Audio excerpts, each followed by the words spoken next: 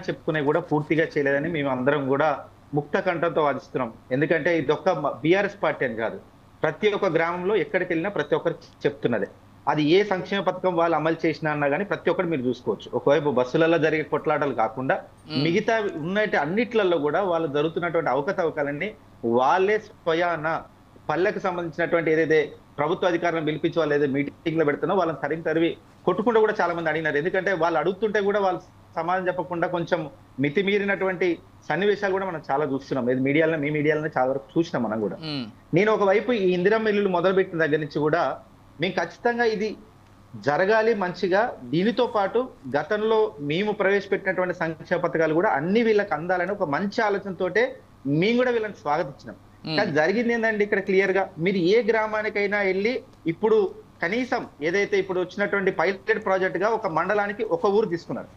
ఒక ఊరు తీసుకొని అదే మా దగ్గర ఒక త్రిపురారం మండలంలో కంపాలపల్లి అనే గ్రామంలో 97 ఇల్లులు శాంక్షన్ మొదటి రోజు ఇచ్చి దాని తర్వాత దాంట్లో 37 మాత్రమే ఫైనల్ చేయడం జరిగింది. ఈ 37ల సంబంధించి కూడా దాదాపుగా ఒక 7 అక్కడ స్థానికంగా ఒక కాంట్రాక్టర్ ఎవరైతే మెటీరియల్ కాంట్రాక్టర్ ఉంటారో అది స్థానికంగా R&B డిపార్ట్మెంట్ వాళ్ళు కావచ్చు, స్థానికంగా ఉన్న RDO గారు కావచ్చు, వీళ్ళతో సంప్రదింపులు జరిపి వాళ్ళు తీసుకున్నారంట. మిగతా ఉన్నటువంటి 6 ఇళ్లలో ఏదైతే బేస్మెంట్ కట్టుకున్న తర్వాత మీరేదైతే ఇక్కడ వీళ్ళకి ఇచ్చినటువంటి అవగాహన రాహిత్యం వల్ల లేకపోతే అక్కడ ఉన్న వాళ్ళకు ఎక్కువ శాతం అర్థం కదండి. వాళ్ళు మనలాగా చదువుకుంటుంటే వాళ్ళు ఈ పాటికి ఇల్లులే కట్టుకునేటోళ్ళు.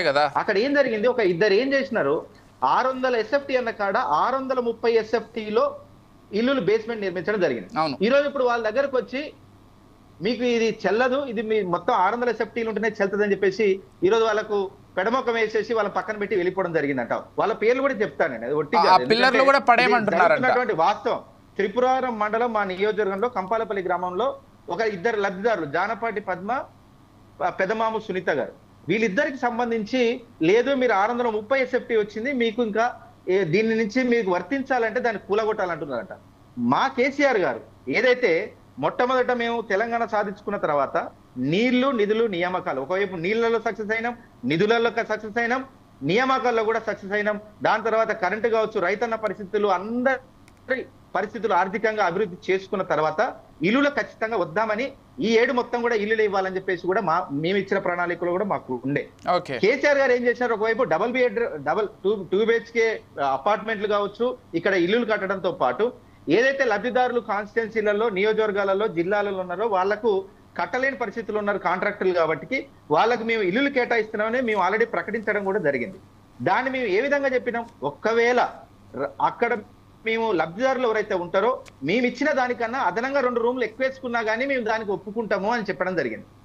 మేము ఏం చెప్పినాం, మీరు కావాలంటే పాత వీడియోలు కూడా చేసిన కేసీఆర్ గారే స్వయంగా చెప్పారు, మేమిచ్చిన దానికన్నా వాళ్ళు ఇంకా అద్భుతంగా కట్టుకోవాలని వాళ్ళకి అనిపిస్తే మేము దాన్ని స్వాగతిస్తామని చెప్పిన తప్ప ఎక్కడ కూడా ఆపలేదు కేవలం. కానీ వీళ్ళు ఇప్పుడు ఇక్కడ ఏం జరుగుతున్నది, 600 SFT అన్నది 630 SFT ఉన్నందుకు వాళ్ళకి లేదు. ఇది ఒక్కటే కదా అత్యంత దారుణం అని చెప్తా.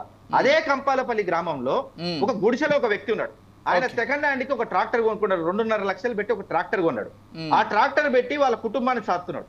కేవలం ఆయన ట్రాక్టర్ ఉందని చెప్పేసి ఈయనకి ఇల్లు ఇవ్వకుండా ఆల్రెడీ బేస్మెంట్ తో ఇల్లు ఉన్నటువంటి వాళ్ళ పార్టీ కార్యకర్తలు కొంతమంది ఇచ్చారని చెప్పేసి పెద్ద ఎత్తున గొడవ జరిగింది. కొన్ని చోట్లనేమో మొన్న మీటింగ్ అటెండ్ అయినందుకు తీసిరంటే నిజంగా చెప్పాలంటే దాదాపుగా, ఎందుకంటే ఇక్కడ స్థానికంగా 2 విషయాలు అర్థం చేసుకోవాలి. ఒకటి, సంక్షేమ పథకం ప్రవేశపెట్టింది ఎందుకంటే స్థానికంగా ఎలక్షన్లు వస్తున్నాయి, దీన్ని ఏ విధంగా అయినా తప్పించుకోవాలంటే మనం ఇల్లులు ఇస్తున్నాం అని చెప్పేసి ఒకటి చెప్తూనే ఈ ఇల్లులు రావాలంటే మీరు వేరే పార్టీ గురించి మాట్లాడొద్దనే భయభ్రాంతులకు గురి చేసే ఆలోచనలో మాత్రమే ఈ రోజు ఈ డబుల్ బెడ్రూమ్ ఇందిరమ్మ ఇల్లులు ప్రవేశపెట్టిరని మాత్రం మాకు ఖచ్చితంగా అనిపిస్తుంది. ఎందుకంటే ఈ రోజు వరకు ఏ గ్రామంలో కూడా ఎవరు నిజాయితీ గల అర్హులవో ఇంతవరకు అర్హుల లిస్టు మాకు చూపెట్టలేదు. కనీసం ఇయ్యండి అని చెప్తే ఇప్పటికి 3 సార్లు మార్చారు. ఒక్కొక్క మండలానికి సంబంధించి ప్రతి గ్రామంలో 3 సార్లు మార్చారు. ఇది నిజంగా ఒకవైపు చూస్తుంటే మాకు ఎట్లా అనిపడుతుంది అంటే ఏదో స్థానికంగా ఉన్నటువంటి వాళ్ళని ఇబ్బంది పెట్టడం. అంటే భగత్ గారు అసలు లబ్ధిదారుల చెప్తున్నా అంటే దీంట్లో క్లారిటీ లేకపోవడం వల్ల దాదాపు 5 మండలాలు ఇక్కడ స్థానికంగా మా ఎమ్మెల్యే ఏం చేసిందంటే కొబ్బరికాయ కొట్టి దాన్ని ప్రారంభించినాడు. ఒక్కొక్కది కావచ్చు, 20 కావచ్చు. కానీ అల్టిమేట్ గా చూసుకుంటే ఒక్క ఇల్లు అంటే ఒక్క ఇల్లు కూడా ప్రారంభం కాని మండలాలు 5 ఉన్నాయి మా దగ్గర.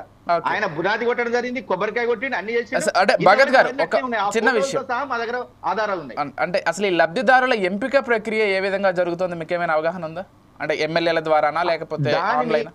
ఇప్పటి వరకు స్థానికంగా ఇక్కడ ఉన్నటువంటి పీడీ హౌసింగ్ గారు కావచ్చు, ఇక్కడ ఉన్నటువంటి స్థానికంగా ఉన్నటువంటి ఆ లోకల్ ఉన్నటువంటి అధికారులు కావచ్చు, మేము అడిగినా కానీ సార్ ఇంతవరకు లిస్ట్ ఫైనల్ కాదని మాట్లాడుతున్నారు. అని ఎప్పుడో పథకం ప్రారంభమైంది, వాళ్ళందరూ మొత్తం ఫోటోలు పెట్టుకున్నారు, పేపర్లలో వేసుకున్నారు, ఇప్పటి వరకు లిస్ట్ ఎందుకు ఫైనల్ కాలేదు? కనీసం నేనేమంటున్నా, పైలట్ గ్రామాలలో కూడా లిస్ట్ ఇవ్వడానికి వాళ్ళు సంకోచిస్తున్నారు.